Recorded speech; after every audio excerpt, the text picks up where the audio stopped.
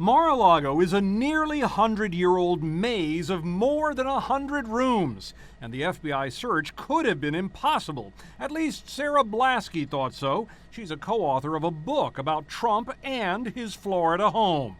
My thought was, how are they going to find anything in Mar-a-Lago? Because there are so many nooks and crannies. But then the Washington Post said some boxes were found in a basement area, and she recognized another focal point. Just above the ballroom on the second floor, the former president's personal suite. And around that same location is where his office would have also been. And so those areas are private. They're accessible only to the family and then also the staff that keep it clean and that kind of thing. Trump spent hundreds of days of his presidency at his properties, Mar-a-Lago above all others.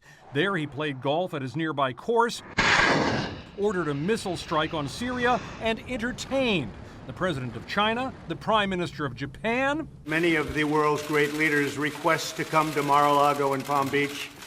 They like it, I like it, we're comfortable.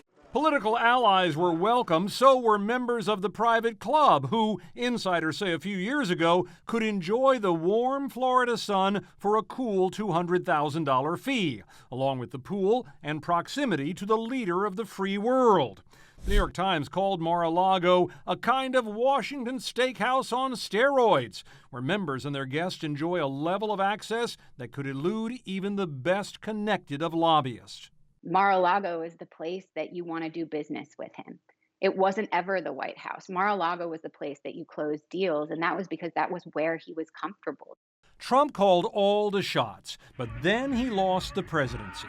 This past January, officials at the National Archives say they collected 15 boxes of documents from Mar-a-Lago, some containing items marked as classified national security information, some containing papers which had been torn up by the former president. And now the feds have taken another batch out of Trump's grasp. Exactly what it contains, we don't know, but suffice to say, agents cracked not only into Donald Trump's safe, but also his safe space.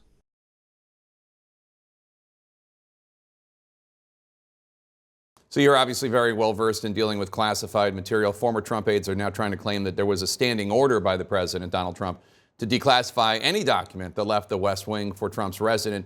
Is that how declassification works, even with some of the nation's most guarded secrets? That's nonsense, and he knows it.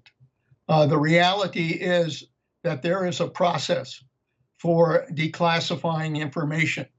And if presidents want to declassify, they have to follow that process, which basically requires that it be referred to the agencies that are responsible for classifying that material. They have something to say as to whether or not that material should be declassified. So there is nothing that I'm aware of that indicates that a formal step was taken by this president to in fact declassify anything. Right now, this is pretty much BS.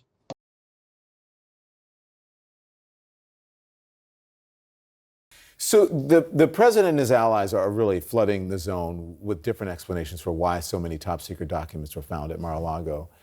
Is this the Trump playbook, overwhelm the story with distraction and deflection? With Donald Trump, as I always call him, is Captain Chaos. It's to throw as much at the American public that he can in order to confuse them, because he truly believes that the American public has like a 2-day, maybe if you're bright, a 3-day window of remembering what was going on. So he'll just keep flooding it. But that's not why Donald Trump is doing it.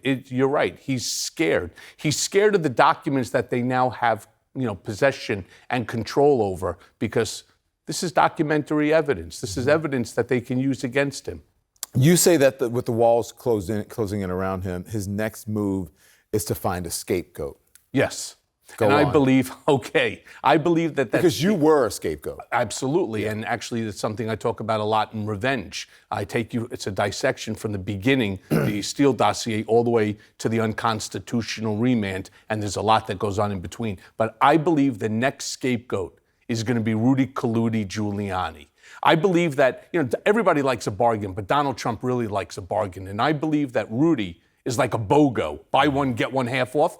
They're going to throw him under the bus for Mar-a-Lago, and at the same time, they're going to throw him under the bus for Georgia, for the district attorney Fannie Willis's case in Georgia. They're just going to keep pointing the finger. It's Rudy. It's Rudy. Quite frankly, I had nothing to do with it. It's Rudy. Yeah. Just ask Rudy.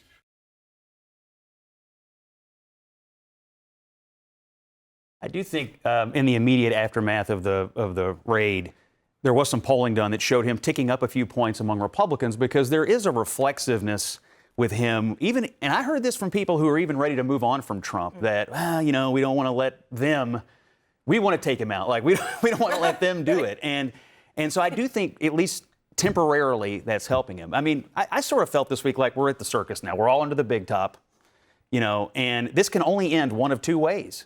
He's got to be indicted, or Merrick Garland has to resign. You can't raid the president's house, the former president, and possible future candidate, say to the American people, we think he's violating 3 different laws, and then do nothing. So this has, to me... Was it justified?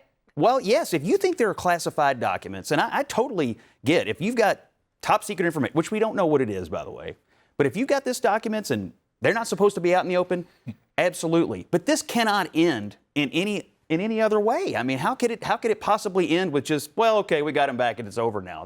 There's no going back now.